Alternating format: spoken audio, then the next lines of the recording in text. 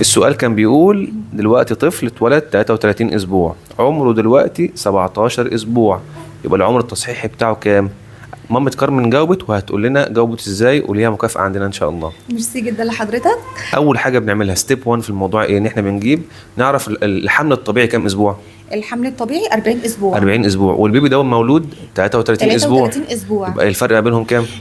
الفرق ما بينهم بطرح ال 40 اسبوع من 33 اسبوع. جميل، هيطلع 7. بيطلع لي 7. اه السبعة بطرحها من ال 17 يطلع يطلع 10 اسابيع اللي هم كام شهر؟ الاسابيع دول اللي هم شهرين ونص. بصوا يا جماعه، انا عشان كده بسالكم على النت، مش ان انا بنظر عليكم. مامة كارمن وكذا حد جاوبني، بس هي الصراحه اول واحده جاوبتني وعلى الواتساب فورا، فهي ليها هديه عندنا ان شاء الله هتيجي تستلمها.